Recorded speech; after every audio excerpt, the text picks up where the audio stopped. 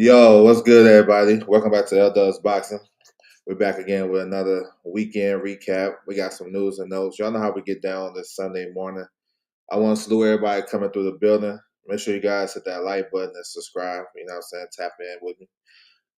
We're gonna talk about this fight week that we just had. It wasn't like crazy big names and not a lot of big cards, but we're gonna touch on the results and stuff like that. And then we had a big week for news and notes. A lot of news came out, you know what I'm saying, for this boxing cycle. And we're gonna touch on it. Salute to everybody coming through. Drop your comments in the chat, man. I appreciate it. Salute to the playback as well. We're gonna get it cracking though. Y'all know how we get down with these y'all know how we get down with these shows. So Thursday the 15th, we had the return of Shamar Bunch. He had an easy first round knockout, you know what I'm saying? Easy money.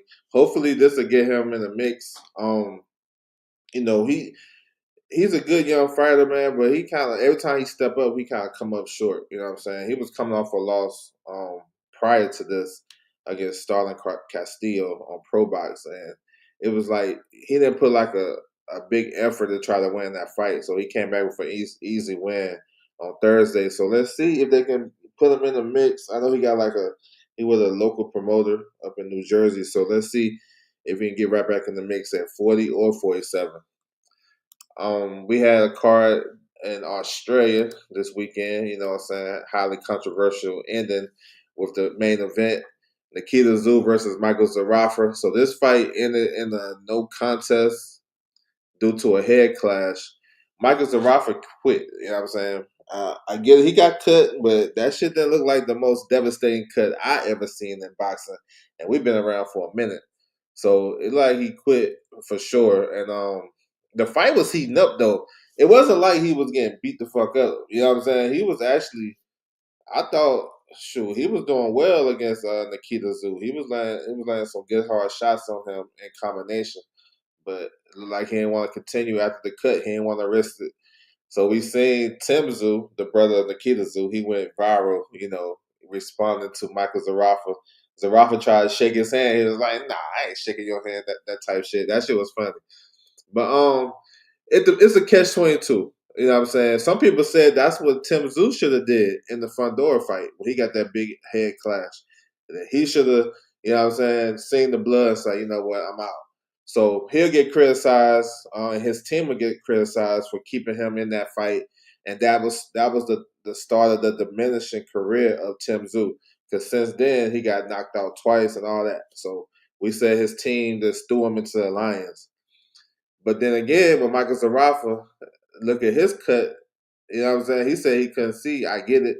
You when you say that to a doctor, it's the fight over. It is what it is. Dempsey McKean, he got a stoppage win, heavyweight, so he's back. Lynn Wilson is another notable name on the card. Fights at 130 or 130. I think he can do well at either 130 or 35. He got a knockout victory as well. So that's what it was. You know, Michael Zarafa gonna catch a lot of heat. They was throwing shit at him, booing him as he was walking out. Aaron Daly in the building. What's good with you, bro? UK in the building. Salute. Appreciate you. Opna LD. What's good with you, bro? Salute to you. Appreciate y'all coming through, man. All right, we're going back to Friday with this the Golden Boy show. We had a late replacement at the top, Riyad Curiel versus Jordan Payton. Payton replaces Alexis Rocha last minute. Alexis Rocha he struggled making the weight and he got sick, pulled out. That was a rematch. But the main event, look, that was a strong replacement because Payton came to fight. That was a good fight. You know what I'm saying? They fought at a catch weight like 158, 157. Coria actually went back up in weight. I know he fought at 54 a few times early in his career, but he campaigns at welterweight, and he's pretty close to a world title shot as well. But that was a good fight, good ebb and flow, back and forth.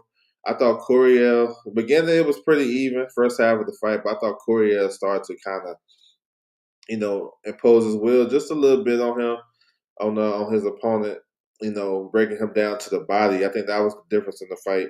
In the ninth round, he landed a big right hand that buzzed Payton, but he didn't fall, but it buzzed him. So that was a good fight though. I like that replacement. Manny Flores, he came up short against Jorge Chavez. The fight, look, Flores started off pretty well, pretty well. I thought he started. He got probably the first 2 or 3 rounds, and then Chavez just turned it up. He just turned it up. That's all he did. I'll work him. I'll box him. I'll fought him. Was hurting him to the body. He just, he turned that switch. Chavez is a good fighter, yo. Like fights at 122. He's like a French contender guy. You know what I'm saying? He can bump a little bit. So it's guys at 122 that he can fight to get him in that championship status. Like MJ, that name kind of, even though MJ is at a certain point in his career where he's coming off a loss at former world champion, maybe he need a name like Chavez. If Chavez a couple of fights, he gonna be fighting for the world title. Abdulaev, he had a good knockout win. He fights at 140. He only got 3, 4 pro fights. They're trying to push him. Caden Griffins, he went the distance. Scrappy Ramirez got a win over Brian Rojas, and Guzman got a victory. So that's what it was. That was Golden Boy. Basically, this is Golden Boy's last show on the zone. You know what I'm saying? From what we've been hearing, and we're going to talk about the Virgil and Golden Boy situation later on in the show, but this could be it for Golden Boy on the zone. You know what I'm saying? So it is what it is. Let me see. Oh, okay. Well, I seen this one. Freddie Kawit, he got a decision victory over Jafar. This was a good fight. These dudes was stumping. They had a lot of good, solid, competitive rounds. Fights at 154. This was on the zone too. If you missed it. Um, and this one late last night, Chop Chop Gonzalez. So he was the main guy on here. We had Anthony Cuba on the card too. He got a win. But Chop Chop Gonzalez is on his way. One of the better young up and coming fighters in boxing right now. He got a win last night. Stopped his victory. He's with top 15 in the world with the WBO at featherweight. He's coming. So I like him because I like how he put his combinations together. He's one of the most talented guys in that RGBA stable, Robert Garcia. So good win by him. Keep him active. And also, Daenerys Pero, he got a win.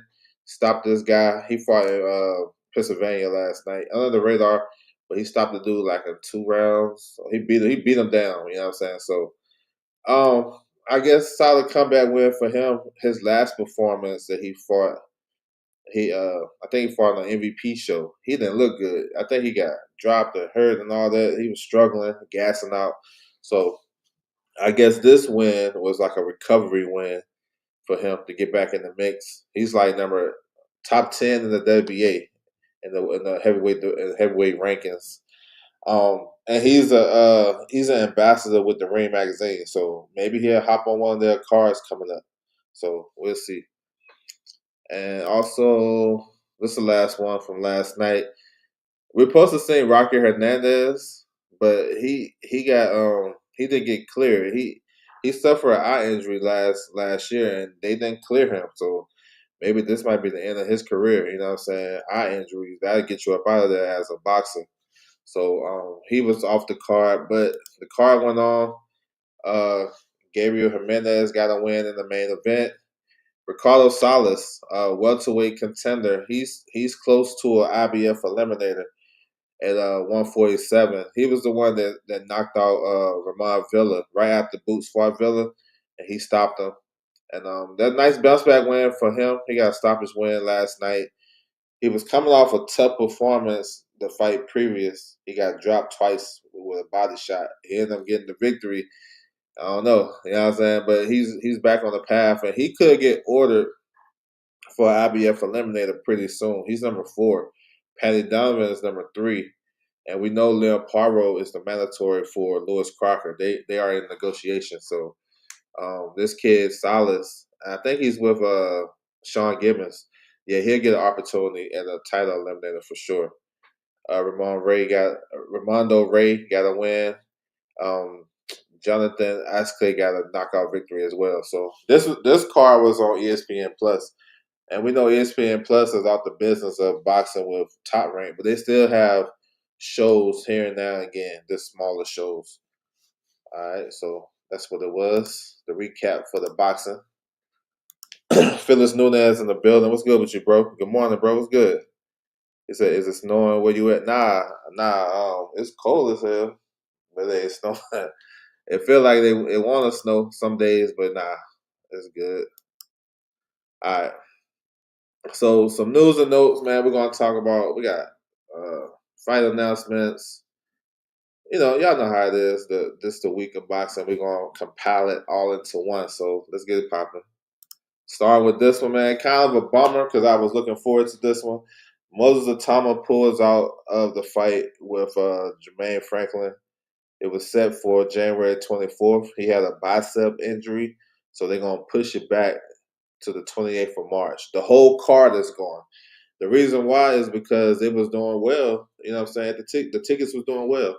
So instead of going along with the co-main event being bumped up and possibly losing tickets, like you get refunds if the fight get canceled.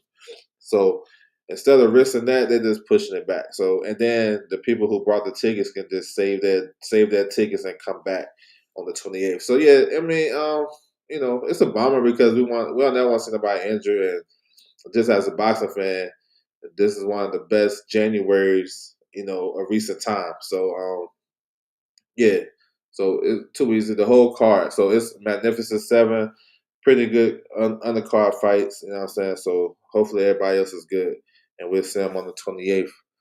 Another card that was pushed back. This card was supposed to go January 22nd. It got pushed back a couple of weeks to Tuesday, February the 10th. Not sure the reason. I haven't really heard much on that, but this is a Salida promotion card. Jonathan Pagan versus Brian Jimenez, and then you got a WBC World Title fight at super featherweight 130. Delphine Persoon versus Caroline Verri. This is for the vacant title that Alicia Baumgartner gave up to fight 3-minute rounds. So, they're going to fight for that. So, we got pushed back to the 10th of February. So, not too bad. I'm looking forward to this. Hopefully, they got some TV for this one, some type of link or something. I think I want to support this. You have Jeter Promotions, February the 21st, in Maryland. A bunch of notable names on the card. Headlined by Michael Fox versus Ray Robinson. You know what I'm saying? That's like a super crossroads fight. So two southpaws, we'll see. Scooter Davis on the card, stand active until I guess Tyron get their deal. I mean, Tyron been real quiet, so I don't know. That shit's crazy. So yeah, hopefully they get some type of TV for this, man. Let's get it because this promoter they've been putting out some solid cards. It's just I've been watching their fights on somebody's IG live and shit. Like I don't know. This a solid enough card where it should have some type of link or something. I don't know. Of course, we got a big event announced this week. We knew this was coming. They just haven't announced it. Mario Barrios versus Ryan Garcia, WBC welterweight title on the line, February 21st, T-Mobile. This is a Ring Magazine event. That's why it's on the Zone. It may trick somebody because they like, damn, I thought Golden Boy lost their deal with the Zone. But Turkey is put on this card. Turkey, I think he brought some stock into the Zone. I don't know what's going on.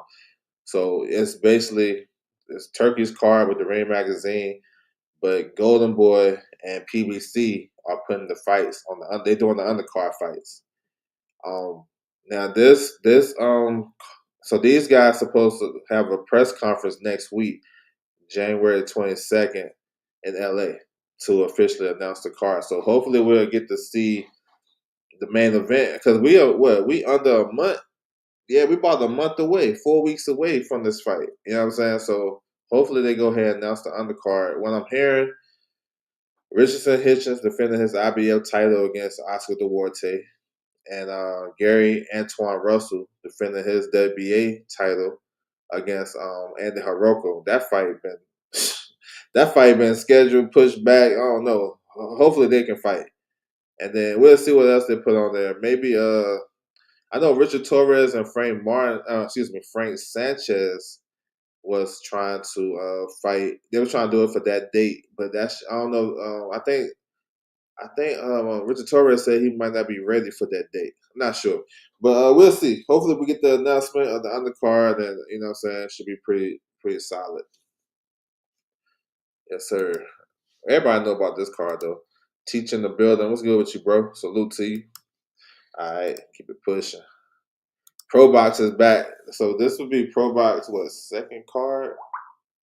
I forgot. But Pro Box is back, man. Y'all know Pro Box be getting busy. This another card, February 27th. Renee Tellis Garon versus Luis Torres. That's a good fight right there. They're gonna be thumping. Torres is a tall, rangy boxer puncher. Tellis like to get in your chest and bang to the body. He had good fights with he came up short against like Tellis is tricky. He loses fights, but he'll come back and have a good upset win. Like he upset undefeated. He beat Jordan White. That was a good win on Pro Box. But he lost to Floyd Schofield. He lost to Rocky. He got all boxed by Rocky Hernandez. Imagine that. So yeah, he's back on Pro Box. Ruben Aguilar versus Louis Lopez, good one.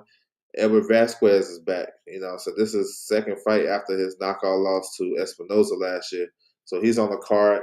And Pro Box is going to Texas for this one. You know what I'm saying? So yeah, y'all tap in.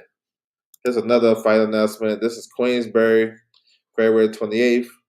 Owen Cooper versus Arce. This is, I think it's for the British and Commonwealth title, welterweight title. So, what I'm saying, we tapped in. Ben Phil versus Mason Cartwright. That should be a good fight. Luke McCormick and Kane Gardner. So, a little under the radar card that Queensberry is having. They got two cards that month, February. February the 7th, they have Nick Ball versus Brandon Figueroa. And they just lost their card with Moses, but it's been pushed back to March. So in March, they got two cards, from my understanding.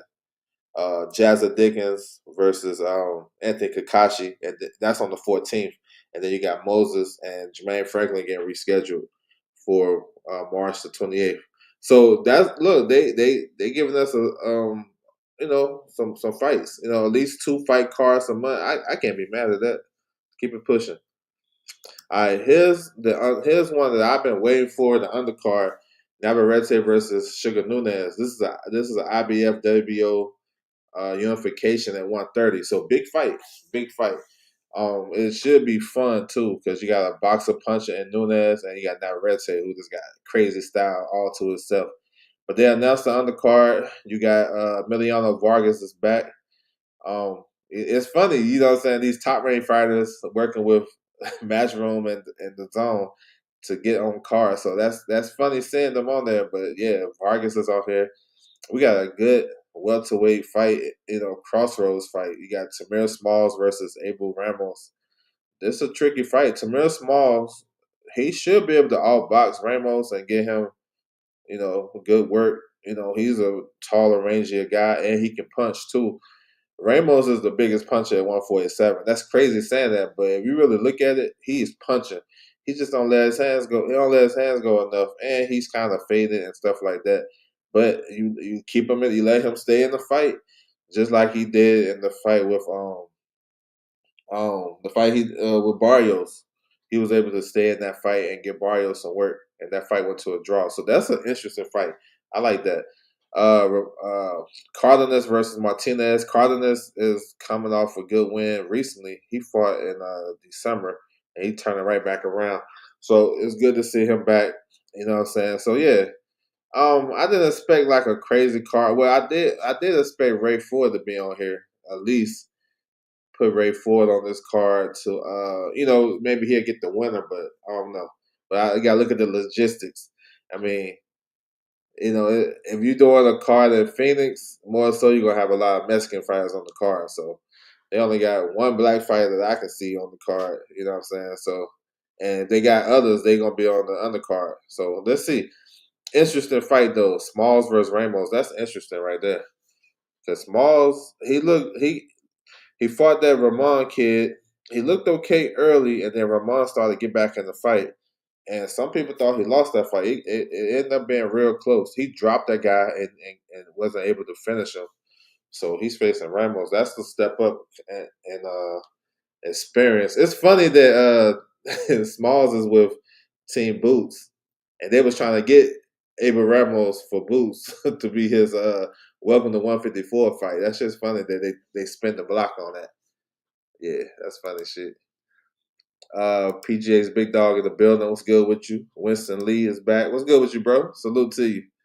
He said good names on that card. Yeah, good names. Yeah, for sure. Good names. It's good that they're working together with Top Rank to put some of their fighters on. Emiliano Vargas is gonna be able to bring a solid crowd, so that's good. All right, I the Tiger announced a fight card for March the 9th. Excuse me, March the 5th. Excuse me. Stephen Butler is back against Ramadan Hassani. This at 168. So Stephen Butler is just staying around because he eventually gonna get a world title shot if he keep winning. You know what I'm saying? We gotta see what's happening with Iglesias. We got something on him later. So yeah, I like Eye of the Tiger. They got a solid stable, and they've been keeping their guys active. So yes, sir. Hakan in the building. What's good with you, bro? Salute to you. Appreciate you coming through. Yes, sir. All right. Zuffa Boxing. So Zuffa Boxing finally put out their card and announced their card for January 23rd. So next Friday, and y'all can take a look at it. We pretty much knew this was coming, but they took their time and they did their whole rollout. So this is the Zuffa Boxing 0-1. You know what I'm saying? Callum Watch versus Carlos Ocampo. Misiel Rodriguez versus Austin Deanda. You have Julian Hammerhand Rodriguez versus Kane Sandoval. Now, I like those three fights. Like those are good fights. But this is what boxing fans they thought they were gonna get something crazy. You know what I'm saying? Like some spectacular, like big name. Ain't nobody really doing that anyway. I actually like this rollout. Honestly, the fight cards is pretty solid. On the prelims, you got solid names. Omar Trinidad versus Max Arnaldes. That's a good fight right there. Max can fight. He can go. And Trinidad is another guy. He a pretty solid fighter as well. Uh Cash Flow Diaz is back. We haven't seen him in a long time. So it's solid undercard. Merriweather, you got Troy Nash. So I'm not mad at the card. You know what I'm saying? Because my expectation was so crazy. I wasn't saying they was gonna come right in and take over boxing. But as these promoters start losing their streaming deals and network deals, and these fighters' contracts start to run out, guess where they going? So it's gonna take some time. You know what I'm saying? And I don't know what they're gonna do if this is competition to the other promoters, but I'm telling you, y'all gotta get y'all network deal and get something solidified because the top three American promoters basically don't have a deal. I know PBC is with Amazon Prime, but they ain't lived up to the fights and the events that they said they was gonna do. So that shit looks shaky. You know what I'm saying? I know, it's shaky. They don't have a consistent schedule. It's just every blue moon they have a fight card. Top Rank is out of ESPN, and then we know Golden Boy is their deal ran out with the Zone. So shit, where the fighters gonna go once their contract ends? And fighters, as we learned this week with Virgil Ortiz, fighters has language in their contract saying you got to give them a certain amount of fights a year. You know what I'm saying? So I think promoters kind of satisfy that, like Top Rank. They don't have a deal, but they've been satisfying that agreement about the fights. That's why they have their fighters on these undercards with other promoters and stuff like that. So we're gonna see. We're gonna see. So yeah, this is Paramount Plus. So everybody gonna be tapped in. They saying this shit is trash and this, that, and third, but they gonna be watching. And as far as the like boxing wise, like put all the politics to the side. Boxing wise, it's gonna be a pretty entertaining event, to be honest, because these fights on the main card is pretty much 50-50 type shit. I think Colin Watch may have the edge over Ocampo, but Ocampo, Watch ain't, he's at a certain level. He's still kind of like teetering on that prospect French contender. And a lot of us wasn't high on his last performance against Fernando Vargas Jr. So, yeah, man, tap in, yo. Tap in. Paramount Plus on Friday. Yep, I'm tapped in. Yep. Friday night fight. Yeah, I like Friday night fights. And they got cards coming up on the 1st, February 1st and the 14th. We're gonna touch on the 14th. Zuffa Boxing, yep. Paramount Plus, yes sir. Golden Boy, yeah, they got one Friday. Yep. I seen that. Yeah, down in Long Beach. Yep, I'm tapped in with that. They got one of the fighters that's supposed to fight on Friday. He's fighting on this card. It got pushed back. So, like I mentioned, Zuffa Boxing, they got a card coming up. They plan a card February the 1st, and they got one February the 14th with this one right here, Charles Martin versus F.A. Ajaba. Not a bad fight, you know what I'm saying? Heavyweight fights, they're always interesting because heavyweights, one punch, that's it. So Charles Martin is definitely, faded, I believe. He older. I don't know how, I know he gotta be 40 at least. But FA, FA been kind of, I don't know what's been going on with him because he was supposed to fight an IBF eliminator. He turned down the one against Sanchez. Then I guess I don't know. Top Rank released him, so he went over here to Zuffa Boxing.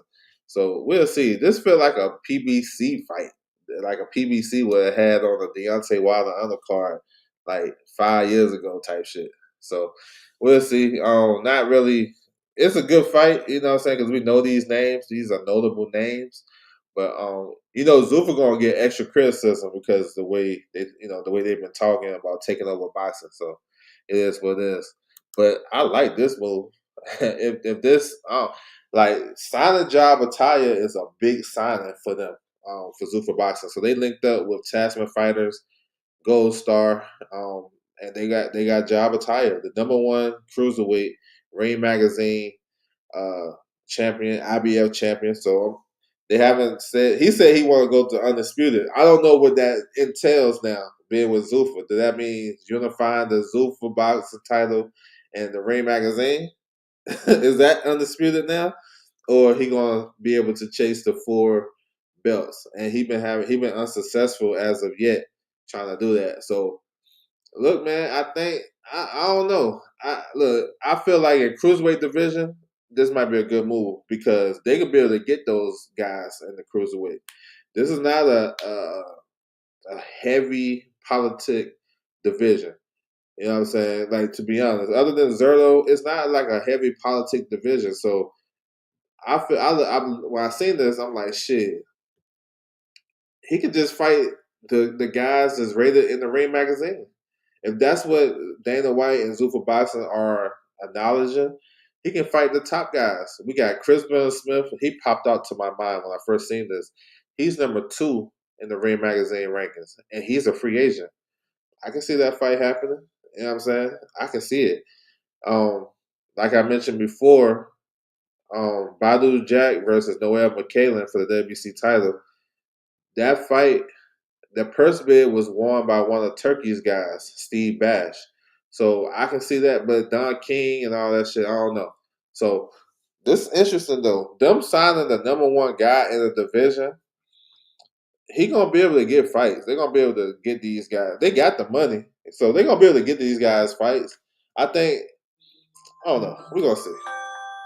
It is interesting though because if those guys are saying they don't mess with the other sanctioned bodies, then let's see what they do. So let's see.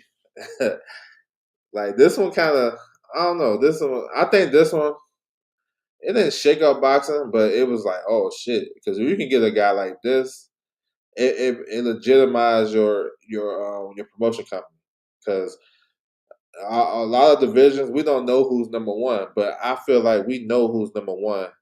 Even though some people can say Zerto just because he got more belts, but I think Jabataya is the best fighter in cruiserweight. So let's see. Let's see this. I want to see what they do with this one. I appreciate that. Salute to Kenya. Appreciate it. I appreciate it. Hope to see you back. Keep coming back. I appreciate the support. My bro Mike in the building. What's good with you? Salute to you. It's a show. It's a show started in UK. Queensbury postponed. First big show now. Matchroom boxing shows. Yeah, the 31st. Yeah, the 31st is stacked with a lot of cards for sure. Yeah, I was kind of bummed out about Moses being postponed, Moses and Franklin, but they got a new date. They got a date right away, so that is a good thing. All right, now we got a new guy in the business of boxing. Well, not really new, but he's making a wave as of late. This is Ed Fiera from Wales. He's talking about getting in the business and doing big events. Now he's not a promoter, but he's trying to do big events in San Francisco, and he was kind of behind some of the Riyadh season cards and the Ring magazine cards. Like he was behind that Times Square shit, some other stuff he did helping out Turkey, but he's on his own now. So he announced they doing a deal with YouTube where they're going to do events. It's going to be free to the public. So when I hear that, I'm like, shit, how long that shit gonna be free? And what's the catch? Because they always say no more pay-per-views, no more this, no more that. Then they hit you with an ultimate package. You know what I'm saying? So let's see. There's talks about him working with Usyk and doing the Wilder fight. I haven't confirmed that, so we'll see. But guys with big ideas in boxing come and go. So he's trying to break a tennis record for boxing in the U.S. I'm not sure if he can be able to do that because boxing, that shit, you got to really get out there and promote the event. But we'll see. You know what I'm saying? This is IVB boxing, and as of late, they've been making some noise. So let's see. When you got your name linked up to the heavyweight champion of the world, and you try to do a big event with Deontay Wilder, like fans gonna stop and try to tap in with it. But them doing if they're gonna do all their fights on YouTube where it's free, shit, fans gonna tap in for sure. If they got a good card, they're gonna tap in. And they're talking about doing an event in San Francisco, like outside. And I think it's at I forgot what the name of the place, but it's supposed to be big enough to fit 130,000. That's a lot of motherfuckers, you know what I'm saying? So let's let's see if they can actually pull it off. It's unconventional, you know what I'm saying? It's that's what probably boxing need. Maybe this would bring in some casual fans, or I don't know. So we'll see. They haven't announced no fights. The announcement is basically, this what you see right here. Talk about doing some stuff on YouTube. So let's get it. All right, moving on. WBO, they put out this statement about Michaela Mayer. This is a tweet from the president, President Gustavo. So, Michaela Mayer vacated her WBO title at 154. She had both titles at welterweight and 54. She went up to 54 to beat Mary Spencer in her last fight. Dominated that fight. She looked real good. That was October the 30th. So she want to go back down and finish up what she started at 147 and fight for undisputed against Lauren Price. So yeah, Michaela is one of my favorites. You know what I'm saying? We tapped in with Michaela, and it's more so. It's about, of course, I like how she fight and all that good shit, but the way she move as a fighter. I think if you got a favorite fighter in boxing, you want your fighter to kind of move and have that kind of mindset like Michaela. She fight everybody. She'll go to your country and fight. She got 2 losses, real close. Should have been wins, to be honest. I thought she edged out both of those fights against Alicia Baumgardner and Natasha Jones. Like real razor thin. You know what I'm saying? I ain't say I don't call it robberies because it was close fights, but I thought she has a case to be undisputed. I just like how she moved, bro. So yeah, let's see. Now she says she's getting ready for a fight. No news yet with no top rank. It's kind of wishy washy. You know what I'm saying? Hopefully she can get on the card. Um, yeah, bro. Like I feel like Michaela, a lot of these top women's fighters, they should be able to get on these big cards. Like honestly, like Ryan Garcia and Barrios, they can probably do well with having Michaela on the card. You know what I'm saying? It's bringing a different type of fan base and stuff like that. Because it's not like she's going to run around the ring. She's going to dump. She's going to come to fight. So I feel like the big name, notable fighters, women fighters, should be able to get on these big cards. You know what I'm saying? But it is what it is. Let's see what her team can come up with. Lauren Price, yeah, I got that coming for sure. Yes, sir. Appreciate you, bro.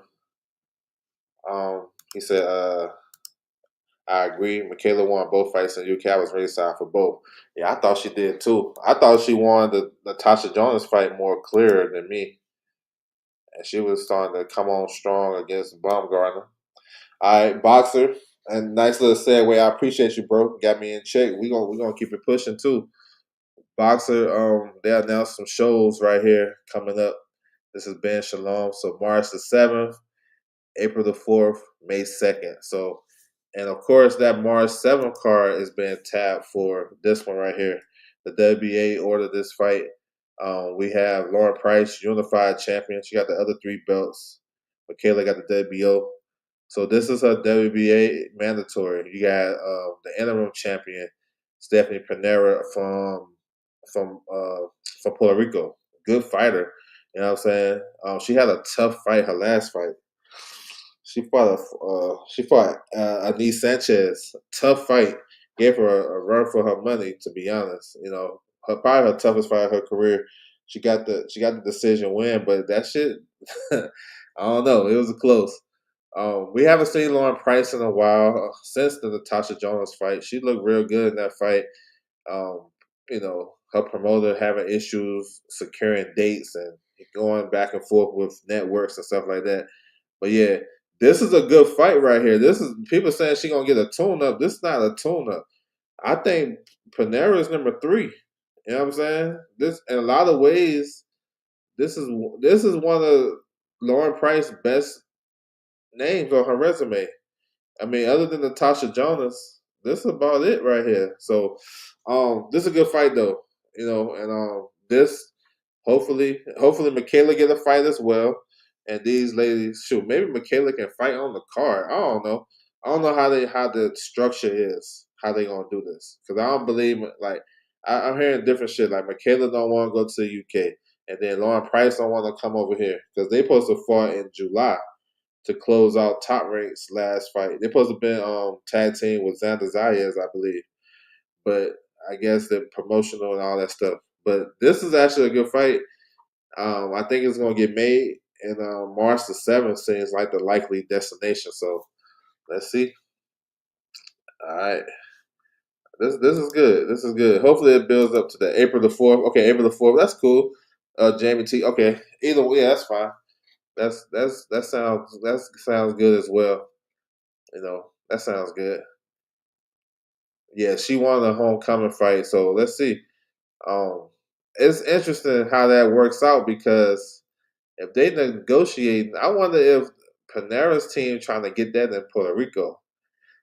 Man, when this stuff goes to purse bid and stuff like that, it's anything can happen. So okay, that's cool, good stuff. I appreciate that. Jamie TKV coming off a good win over Fraser Clark, so hopefully he get a good opponent as well. All right, more on Boxer. So they got a rematch clause, and this might be the May fight. This might be that May fight, right? May the 2nd? Yeah.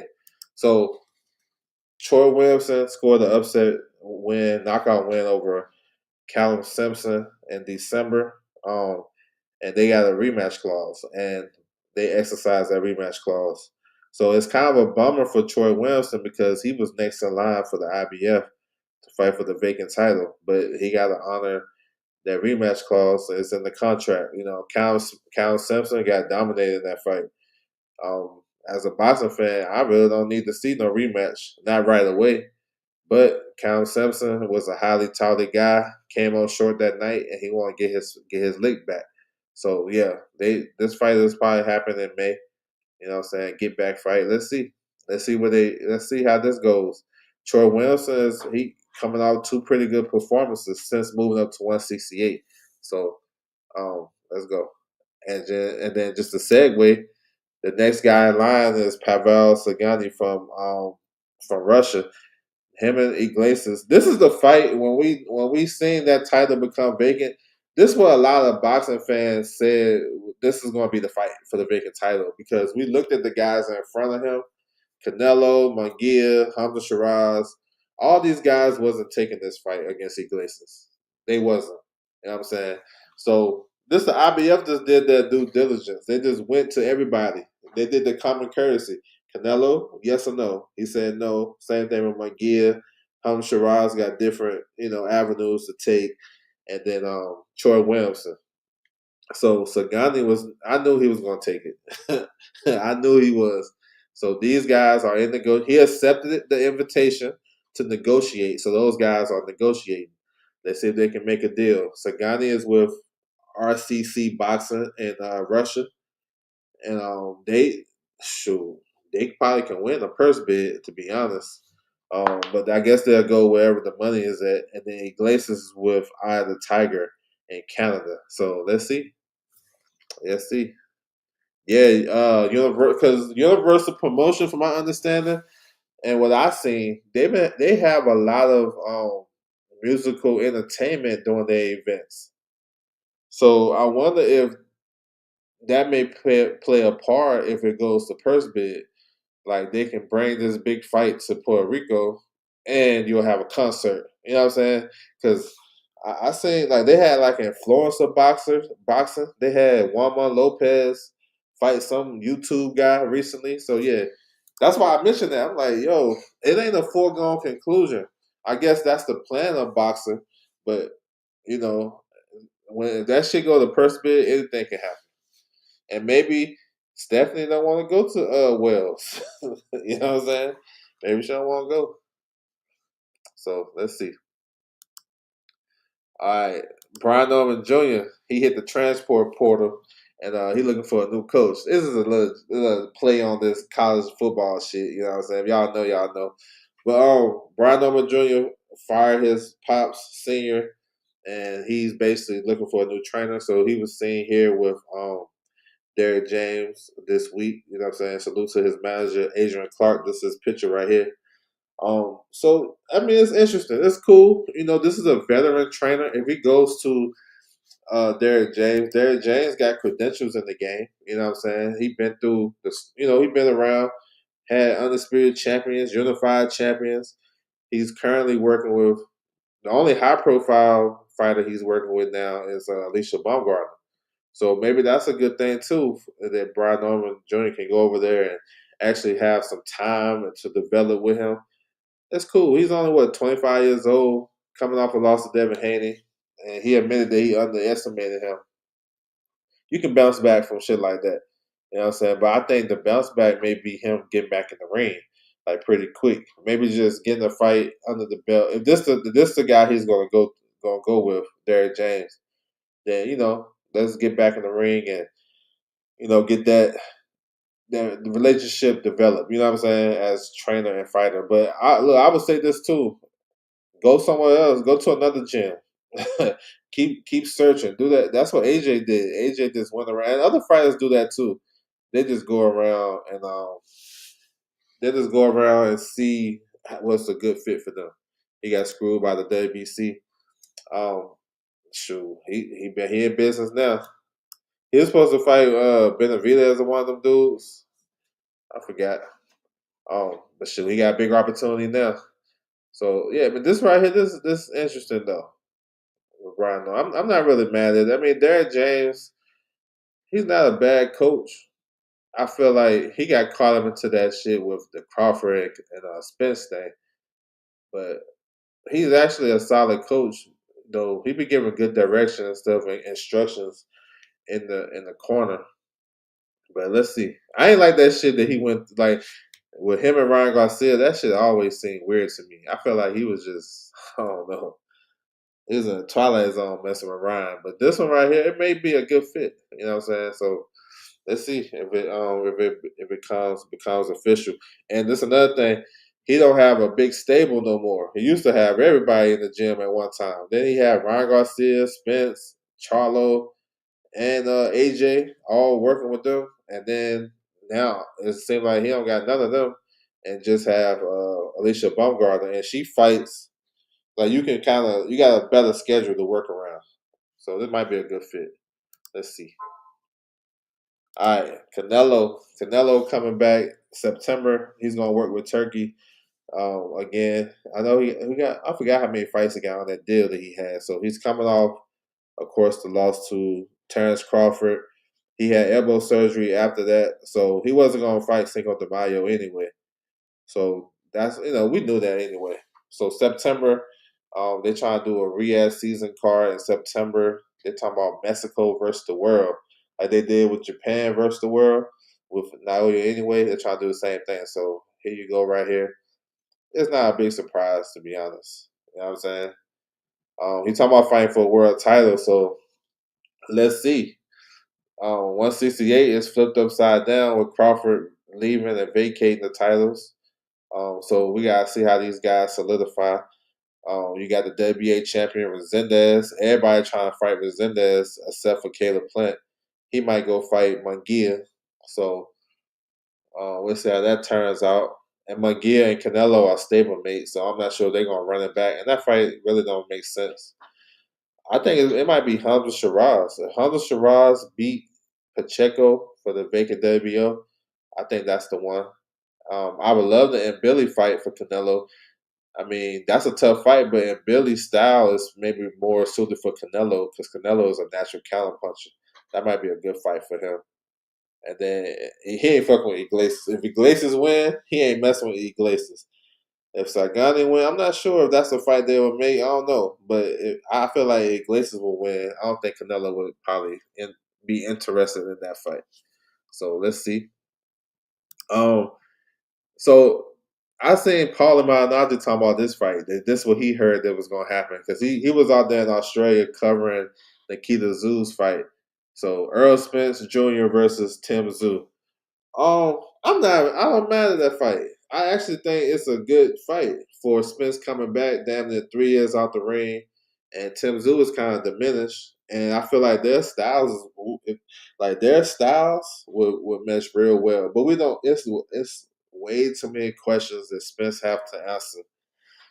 He look like he's in some good shape. He don't look like he out of shape. You know, he's been chilling on vacation and stuff like that. But we haven't seen him. We don't know if we got a new trainer. I don't know. It's too many questions. I feel like this is real. I feel like it can be realistic because Tim Tszyu is the type of guy where he take risks. It can be ill-advised risks, but he take them anyway. So, and it's a PBC type of fight. It can. I guess definitely in Texas because they'll come out to see Spence because we ain't seen them in a while, and that might be some good business to do it in Dallas. Definitely. You know what I'm saying? But we ain't seen him. And then we'll come back to support him on some nostalgia type shit. But Spence, he'll be 36 in a couple of weeks. So time is ticking. If he don't fight by July, if he don't fight the rest of this year, Earl Spence will be on the Hall of Fame ballot. That's crazy. You know what I'm saying? That's crazy. So let's see, man. It's just I guess it's a rumor he heard. I don't know. Everybody breaking news, so salute to him for that. But we'll see. We'll see. Still some shit out there. He said he refused to work alongside Blu-ray. Oh, that shit old. Um, Blu-ray ain't really ain't done that since this shit started. Um, a Backroom coming up. Yeah, Backroom versus Josh Kelly. Yeah, I mean, who has like? I remember they was putting all this stuff out on Blu-ray. Like he was the best strength and conditioning coach ever, but he ain't working with nobody else. He only worked with Spence, who was an Olympian, and we knew he was gonna be nice. Um, I don't know. It is what it is. He don't think Spence come back. Okay, I mean I can see that too. You know what I'm saying? I can see that too. I don't know. We'll see what happens with this. Tim Tszyu did have a bounce back fight in December. You know what I'm saying? He got stopped by Fundora in July. He had 3 fights last year. That's crazy. He beat Joy Spencer in April. He lost to Fundora in July, and then he got a comeback win against Velasquez in December. So Tim Tszyu gonna run to the smoke. Salute to him. All right, Devontae Tank Davis. They put him champion recess with the WBA due to his legal issues. You know what I'm saying? So this is probably the best move to make. Nobody know what's going on with his stuff. And we came out. He got a warrant out for his arrest. Is what it is. Y'all go to another channel to get that shit broke down. As far as like what could be next, this is my shit on. This is why I posted. I'd like to see in this instance, I would like to see a 4-man tournament to crown a WBA champion. I feel like that probably be a little bit more respectable, to be honest. And then the way the WA does shit, like I stated right here, it's a lot of guys that got a right to that position. You know what I'm saying? Based on however they move in the WA. Fonseca is the gold champion. I don't know what the gold champion mean. Maybe one of y'all in the chat can break that down for me. I don't know. I guess it's like I don't know, a secondary title. uh I thought it was supposed to replace the interim championship, but they still got interim champion. So I feel like maybe he be in that. That's why I say a 4-man box off. Floyd Schofield been number one in the WBA for a couple of months, almost a year now. So he been right there. I'm pretty sure. Um, he got a claim to that as being number one. Lucas Body won an eliminator in his last fight. You know what I'm saying? What does that mean? Eliminated for what? You know what I'm saying? So he has a right to fight for the vacant title.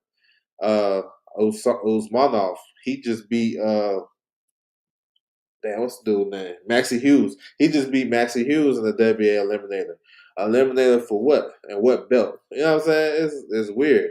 And Lamont Rose Jr. has a claim to that title because he beat Tank, to be honest. Man, we're not going to go through the semantics of shit, but we know you take a knee and the way the scorecards played out, if the fight was a draw, if they counted the knockdown, the taint, when he took the knee, we know Roach won that fight. So all these guys have a claim. That's why I said do a 4-man tournament. Whoever they deem fit to do it, then do that. Run that shit real quick. Let's see. Lamont Roach versus Schofield. That's the fight everybody want, and they speculating it's gonna be next. And it could be. Those are two biggest high profile names. You know what I'm saying? And I can see that happening for sure. Lamont Roach, he got a hand injury, so let's see how that's gonna work. But I think Schofield is fighting for the vacant title. I think that's how they trying to do it. You know what I'm saying? This is just my suggestion: do a 4-man tournament. But I think what they're gonna do, they're gonna do Floyd Schofield versus one. They're gonna pick one of these guys. I wouldn't mind a Lucas Body fight. That might be pretty solid. You know what I'm saying? MVP and Golden Boy can work together. You know what I'm saying? Fonseca, he's like I don't know what that WO goal means. So we're gonna see, yo. So we move on. This shit happens all the time. Fighters vacate, get stripped, champion recess, bro. We move on. We ain't dwelling on the shit. And we'll see what's up. Let's keep the division moving. If that's what it is, let's keep it pushing because there's some fights, some good fights at lightweight that can happen. You know what I'm saying? And good unifications too. We got Mason, the WBO champion. You know what I'm saying? Hopefully, we can see him back pretty soon. I see him post something talking about he got something cooking. The winner of Mortala versus Andy Cruz. You know what I'm saying? If Shakur wins or whatever happens with his fight with Teofimo, if he come back to 35, he'll have another fight that got a fight that can lure him back. So that's good stuff. Bakram, he like Baturbia. Like they kind of favorite with the beard and shit like that, but he fight more like Kovalev to me. But Bakram is tough though. He's tough. So he like B Norman. I mean, it's cool with me. I'm cool with it. I like it in this instance because Derek James don't have a full packed gym no more. You know what I'm saying? So he can kind of concentrate and work with Brian Norman and get him together. You know what I'm saying? I don't know how it would work with him having Spence, having Ryan Garcia, Charlo, all them in there at the same time. Maybe Iron Sharp is Iron. But I think in this instance, he probably need more one-on-one time. And I think he has that. If that's the route he's going. So I'm cool with it. WA World is a secondary title. I think the winner gets to go number 2 WA rankings. Shoot, man, it's interesting to see, man, how this shit gonna play out. That's why I say do a 4-man tournament. So the winner will have no doubt that they're the champion. It won't and then you can satisfy everybody positions. Maybe Lamont Roach may not even be in that mix because he's injured and he's kind of a bigger name now. So maybe he don't want to do that. So do the other 4 guys. You know what I'm saying? You can do however you do it. You can do it like that, and then they be the champion. That's just my. That's what I would do. You know what I'm saying? Make them dudes fight for that shit. All right, WBC. They're gonna order this fight in due time. We're gonna touch on it. GG Champ, what's good with you, bro? Salute to you. I appreciate you coming through. William Skull is he got a fight coming up. Yeah, he's fighting Jacob Bank. Big fight. Big fight for him. Because Jacob Bank is like number 4 in the WBO, and he's with Spencer Brown. So yeah, he said, you think he can come back and? I think he can. He can win that fight. He can win that fight against Jacob Bank. They're pretty much same level, and he fought at a higher level. Yeah, he can win that fight for sure. I'm going to Jacob. Oh yeah, Denmark. Yes sir. Yes sir. The return of Dina Thorsman. Yes sir. Appreciate that. I'm looking forward to that card. That's gonna be on the zone. So the WBC, they're gonna they confirming that Playo is the mandatory, and I think we knew this. This ain't no big deal because we knew Playo. They ordered Playo to fight the winner of this at that convention. Playo had he had a rematch clause. He had a rematch clause to fight Matisse, but they kind of avoided that shit to allow Dalton Smith to get his opportunity. Then they circle back now. Playo versus Dalton Smith. This is a good fight. I like this fight. I think it's gonna be real entertaining and interesting. We got the southpaw player who throw a lot of punches. You know what I'm saying? Good counter puncher. You know, he fight like he punches. He punches. I ain't gonna say he's a big puncher, but he punched like he believe in his power. I salute him on that because he throw a lot of hard counter shots. He been there with some top competition as well. He beat Gary Antoine Russell. I thought that was legit. That was a legit win. I thought he got that down the stretch. He beat Sandor Martin. Same type of fight. I thought the fight was pretty even. It was a more entertaining fight than a lot of people was expecting with Sandor Martin. Both guys being counter punchers. But I thought Sandor Martin slowed down in the back half of that fight. You know what I'm saying? Closing it into the championship rounds. So he got that one. I thought the fight that he actually lost was back to Armadev to become WBA champion. So Playo is kind of building up a nice little resume because he's a 2-time champion, WBA and WBC champion. So yeah, and Dawson Smith coming off that good performance, knockout win over Matisse. He stayed in the trenches and he was fighting, you know, throwing hard shots at Matisse and he ended up stopping him. So yeah, I think this makes sense in the summer to be honest. Late spring, summer. I think Dawson Smith probably need a break. That was a tough fight. Like say what you want against about Matisse, but a lot like I think when you fight him, win, lose, or draw, you need at least 6 months out the ring.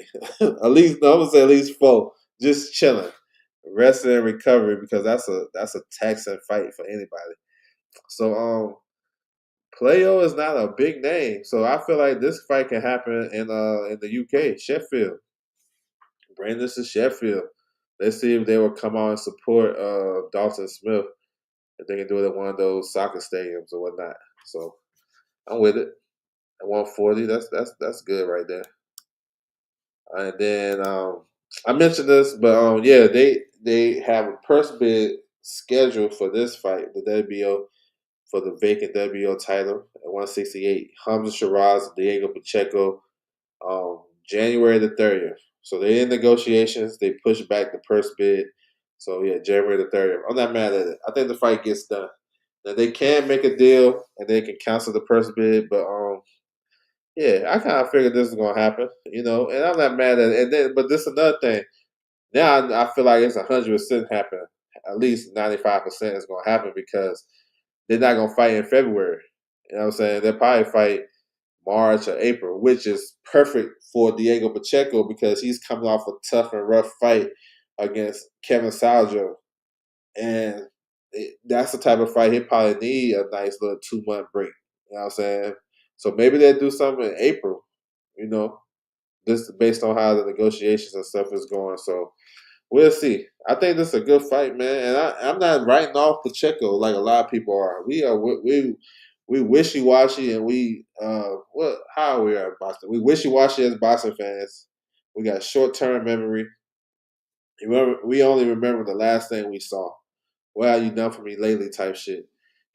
Before Shiraz knocked out, like people are talking about Shiraz knocking out Berlanga, like he knocked out one of the best fighters in boxing.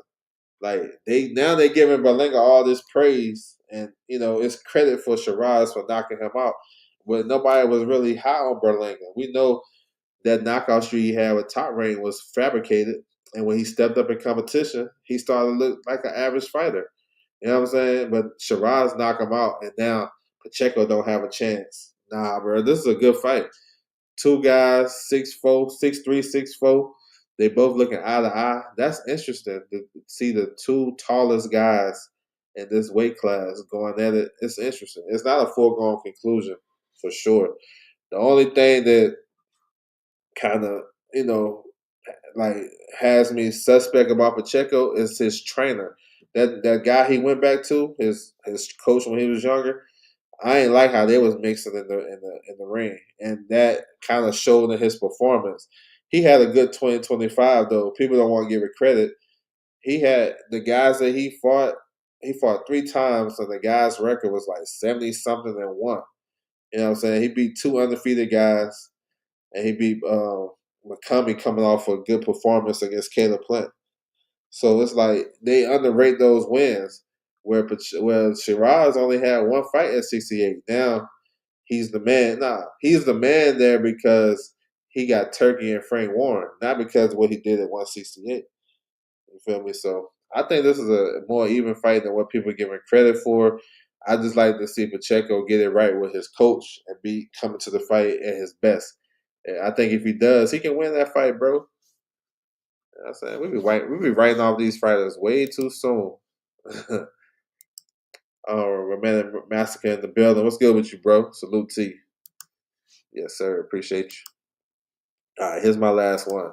So this one, like, this shit went crazy with Virgil dropping a lawsuit on Golden Boy. It's an ugly situation. So Virgil, he feel like he should be out the contract. The Zone and Golden Boy, their deal ran out December the 31st. So they negotiating a new deal. But in the meantime, Virgil trying to get out. He feel like he ain't been, he not getting the opportunity to make the fights that he want. I guess you know what I'm saying. So he want to, this is like the same song and dance we seen before. We know Virgil is with Canelo's lawyer. He's doing he's in the mix of this like he was before. So he understand what it is, and he was able to get Canelo out of that.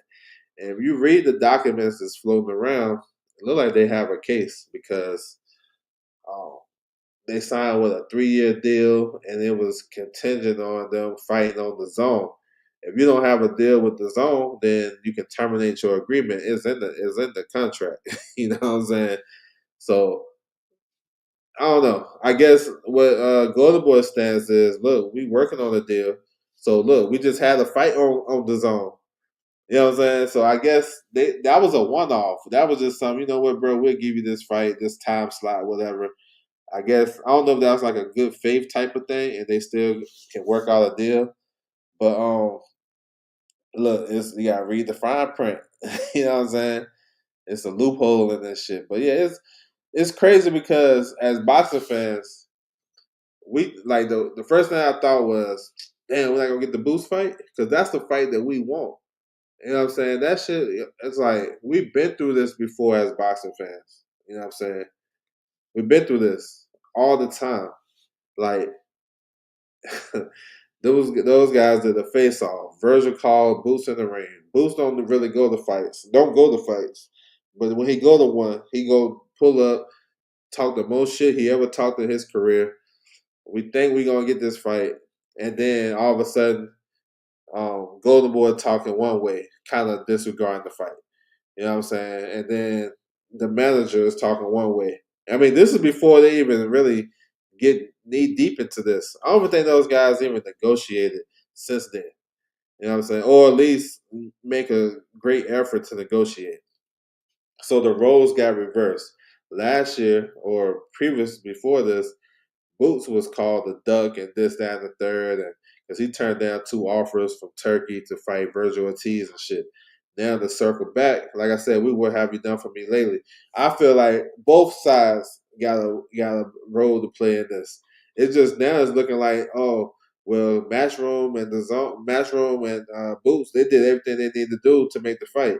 But look, bro, when they tell you business is just business, it's never personal. They lie, bro. They lie. They lied to us.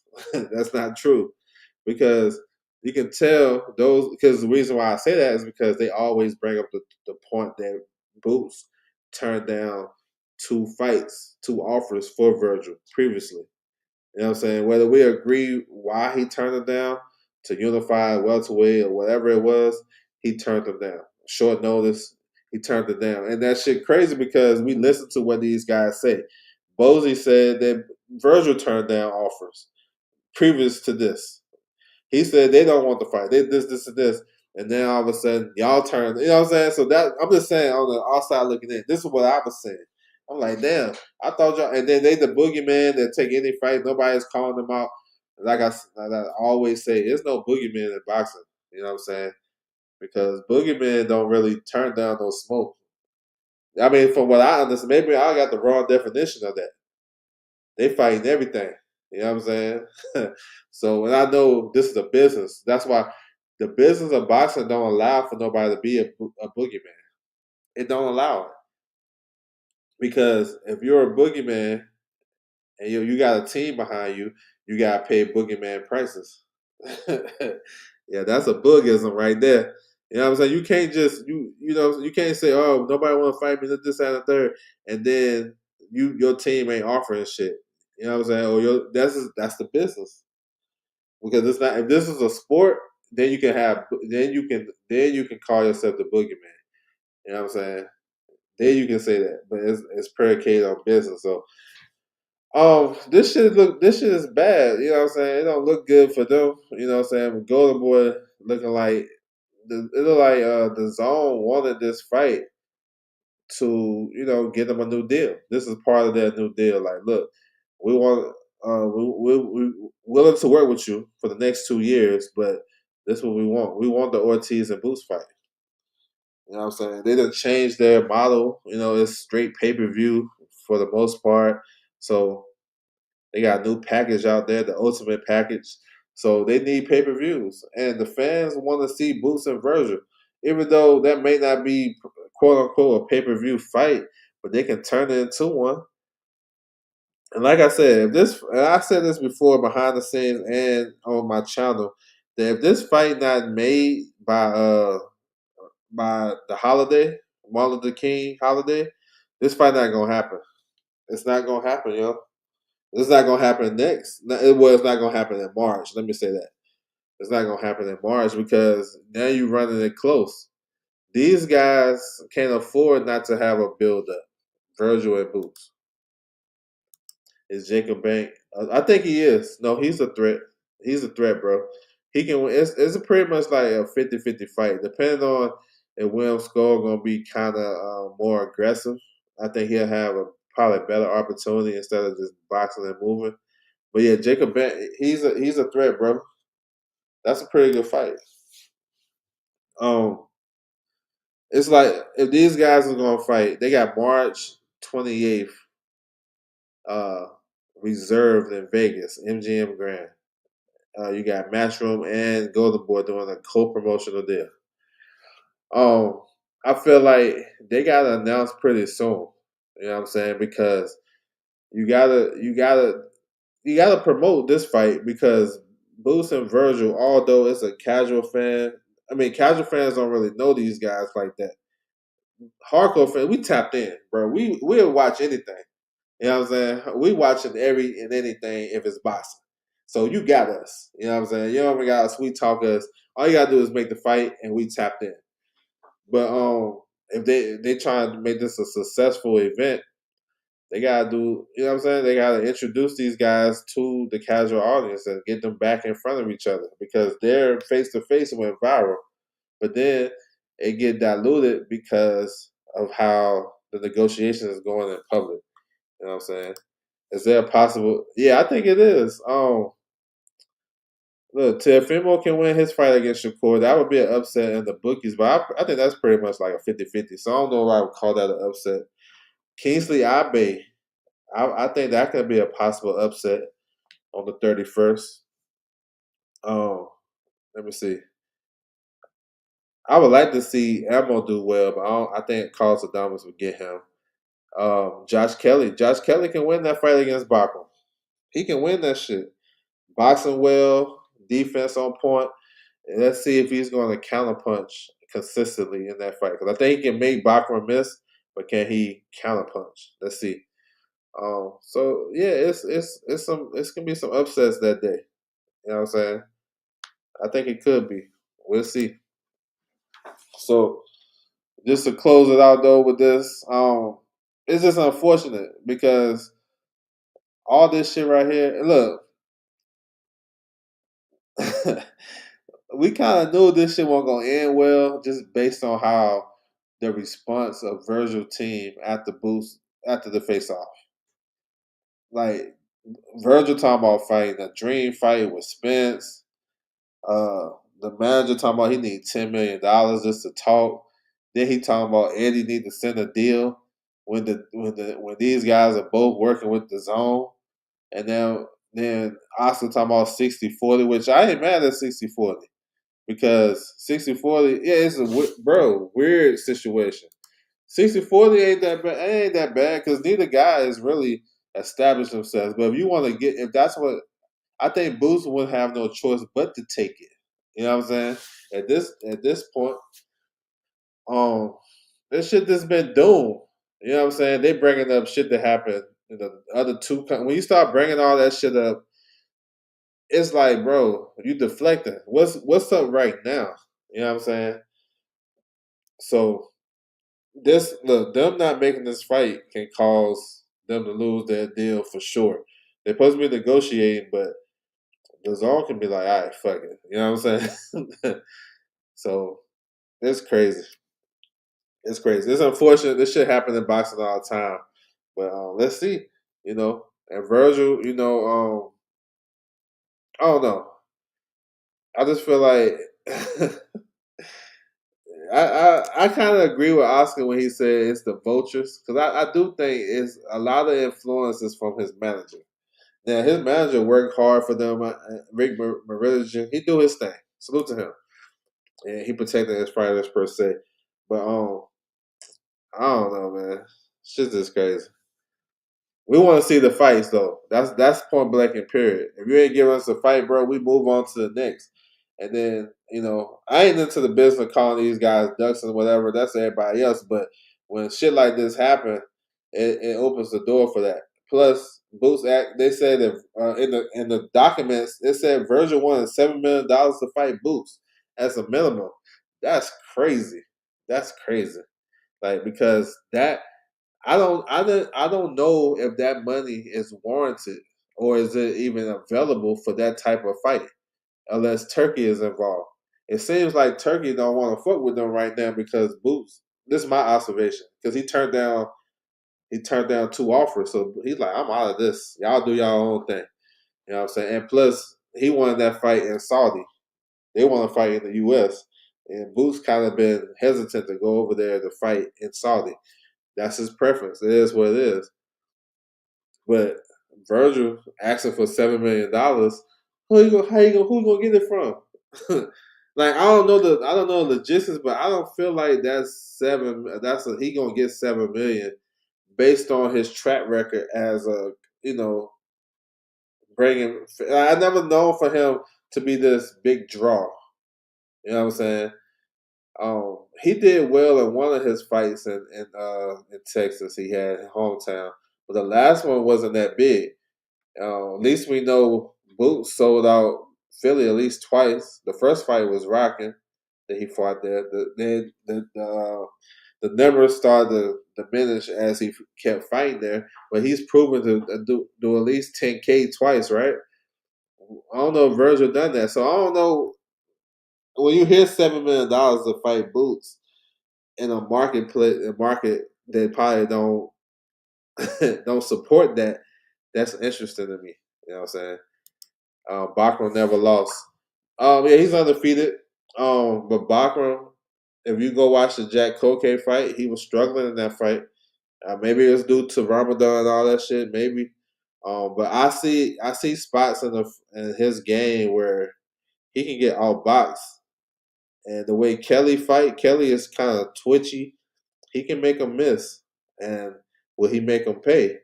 And can he stand up to what Bachram has to bring to the table, as far as like his punching power and him being consistent with his jab and all that good shit? So that's questions that Josh Kelly got to answer. But I think this is not a fight where I'm saying Bachram is going to run through Josh Kelly. I can see him having some. He have to get through some stuff, far as like finding Josh Kelly. You know what I'm saying? He don't go to the body as much, and that's if he ain't going to the body, it's not going to slow down Josh Kelly's upper body movement. You know what I'm saying? He bends at the waist, he's dipping, he's sliding. You know what I'm saying? So he can make you miss. My only thing is, will he be consistent as counterpunching off of the mistakes that Bachman makes? So yeah, he never lost. That's cool, and I'm picking him to win too. I am picking him to win. I'm just saying I can see when I'm watching the fights and I'm breaking down fights and shit. I see an avenue for both guys to win, and then I pick who I think gonna win. You know what I'm saying? So let's see. There's a lot of stuff too. Bachman been out the ring for what, a year plus. Um, He lost a lot of momentum off that Tim Tszyu fight, but I think he'll be in some. I think he'll be in good shape and stuff like that. I think he'll be cool. So yeah, it's interesting though. It's just me. I don't like write off. Like if I feel like a fight, if I hear people say, "Well, this guy gonna dominate him, he gonna run through him," then I have to go watch the tape to see for myself. I don't really take nobody's word for it in this game, because people tell you anything, and then you watch the fight, you be like, "What?" So I go back and watch my own shit, and I make my own determination of what I think gonna happen.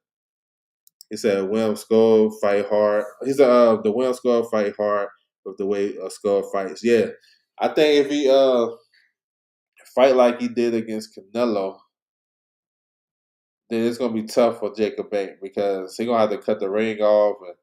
And actually, Skull was actually fighting well against Canelo. He was, but he just wasn't engaging a lot. Um, Will Skull, he actually had trouble. Like he struggled in that Shiskin fight. I thought Shiskin beat him. I thought Shiskin beat Will Skull. He wasn't really active. That's where Jacob Bank can win the fight, by being active and letting his hands go and outworking Will Skull. But yeah, man, let's see. A good fight though. I'm tapped into it, so I'm ready. So yeah, man. Salute to everybody coming through the building for sure.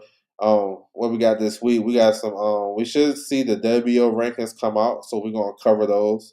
They'll probably be out in the next couple of days. Maybe the WBC as well, and we're gonna break those down once they come out. We got this upcoming fight week coming up.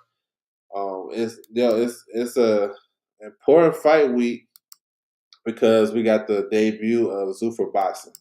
And Zuffa Boxing been making a lot of headways based on, you know what I'm saying, what they're trying to do with the Muhammad Ali Act and trying to change that. And they basically causing a stir within the boxing community, because they talking about coming and take over type shit. So we get to see them on Friday. Uh, we have the zone card with like some Golden Boy fighters. It's basically a Golden Boy card. You know what I'm saying? But they have some pro box fighters on the card, and they have a couple of top ranked fighters. So we're gonna talk about that. Raymond Tyler versus Andy Cruz.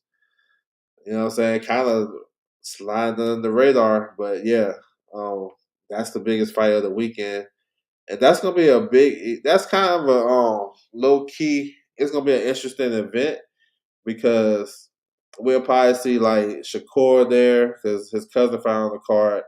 We'll see a lot of those guys. Keyshawn, before they fly out to New York for their event a week later, we'll probably see them at the event. So a lot of interviews, a lot of shit like that to look out for.